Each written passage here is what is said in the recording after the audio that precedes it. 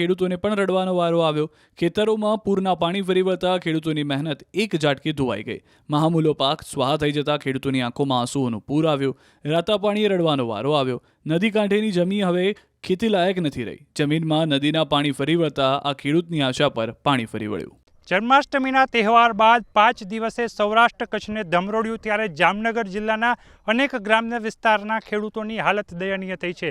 ત્યારે ન્યૂઝ 18 પહોંચ્યું છે ધ્રોલ પંથકના સોયલ ગામે, જ્યાં જે દ્રશ્ય જોઈ રહ્યા છો આ જંતીભાઈ સાપોવડિયાની 12 વીઘા ખેતી છે। આ ખેતી નદી કિનારે આવેલી છે। ત્યાં જે ધોવાણ થયું છે એ ધોવાણમાં ખેતર પણ ધોવાઈ ગયું છે। બીજી બાજુ વાત કરવામાં આવે તો જે ખેતરમાં ખેડૂત છે તે ખેડૂતની હાલત દયનીય થઈ છે। જે પ્રકારે માથે હાથ દઈને સરકાર સમક્ષ જે વાત કરવામાં આવે તો જે પાક નિષ્ફળ ગયો છે તે પાકને લઈને અહીં ખેડૂતોની મગફળી તો ગઈ છે, પરંતુ ખેતર પણ ધોવાઈ ગયું છે। આ ધોવાણ અને પાકની નુકસાનીથી બેઠું થવા માટે ખેડૂત અત્યારે સરકાર પાસે સહાયની આસ લગાવીને બેઠો છે।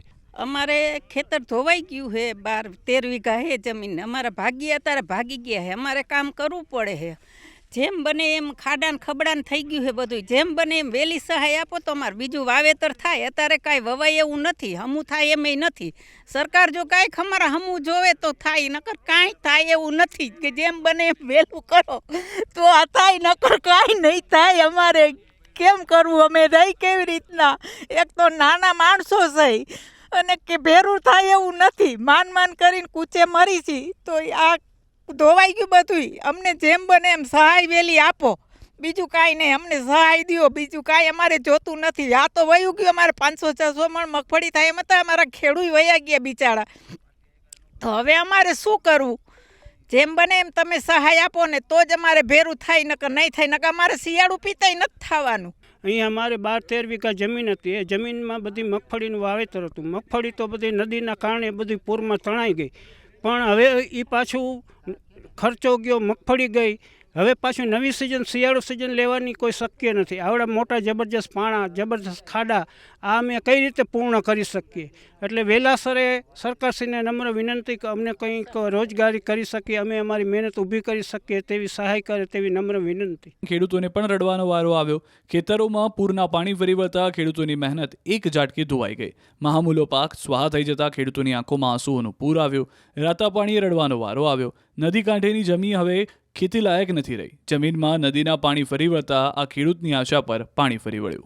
જન્માષ્ટમીના તહેવાર બાદ 5 દિવસે સૌરાષ્ટ્ર કચ્છને ધમરોળ્યું ત્યારે જામનગર જિલ્લાના અનેક ગ્રામ્ય વિસ્તારના ખેડૂતોની હાલત દયનીય થઈ છે। ત્યારે ન્યૂઝ 18 પહોંચ્યું છે ધ્રોલ પંથકના સોયલ ગામે, જ્યાં જે દ્રશ્ય જોઈ રહ્યા છો આ જંતીભાઈ સાપોવડિયાની 12 વીઘા ખેતી છે। આ ખેતી નદી કિનારે આવેલી છે। ત્યાં જે ધોવાણ થયું છે એ ધોવાણમાં ખેતર પણ ધોવાઈ ગયું છે। બીજી બાજુ વાત કરવામાં આવે તો જે ખેતરમાં ખેડૂત છે તે ખેડૂતની હાલત દયનીય થઈ છે। જે પ્રકારે માથે હાથ દઈને સરકાર સમક્ષ જે વાત કરવામાં આવે તો જે પાક નિષ્ફળ ગયો છે તે પાકને લઈને અહીં ખેડૂતોની મગફળી તો ગઈ છે, પરંતુ ખેતર પણ ધોવાઈ ગયું છે। આ ધોવાણ અને પાકની નુકસાનીથી બેઠું થવા માટે ખેડૂત અત્યારે સરકાર પાસે સહાયની આસ લગાવીને બેઠો છે। અમારે ખેતર ધોવાઈ ગયું છે, 12-13 વીઘા હે જમીન, અમારા ભાગી અત્યારે ભાગી ગયા છે। અમારે કામ કરવું પડે છે, જેમ બને એમ ખાડાન ખબડાન થઈ ગયું છે બધું। જેમ બને એમ વહેલી સહાય આપો તો અમારે બીજું વાવેતર થાય। અત્યારે કાંઈ વવાય એવું નથી, હમું થાય એમ નથી। સરકાર જો કાંઈક અમારા હમું જોવે તો થાય, નકર કાંઈ થાય એવું નથી કે જેમ બને એમ વહેલું કરો તો આ થાય, નકર કાંઈ નહીં થાય। અમારે કેમ કરવું, અમે રહી કેવી રીતના? એક તો નાના માણસો છે અને કે ભેરું થાય એવું નથી, માન કરીને કૂચે મરી છી તો આ ધોવાઈ ગયું બધું। અમને જેમ બને એમ સહાય વહેલી આપો, બીજું કાંઈ નહીં, અમને સહાય દો, બીજું કાંઈ અમારે જોતું નથી। આ તો વયું ગયું, અમારે 500-600 મણ મગફળી થાય એમ હતા, અમારા ખેડૂત વયા ગયા બિચારા। તો હવે અમારે શું કરવું? જેમ બને એમ તમે સહાય આપો ને તો જ અમારે ભેરું થાય, નકર નહીં થાય, નકર અમારે શિયાળું પીતાય નથી થવાનું। અહીં અમારે 12-13 વીઘા જમીન હતી। એ જમીનમાં બધી મગફળીનું વાવેતર હતું। મગફળી તો બધી નદીના કારણે બધી પૂરમાં તણાઈ ગઈ, પણ હવે એ પાછું ખર્ચો ગયો, મગફળી ગઈ।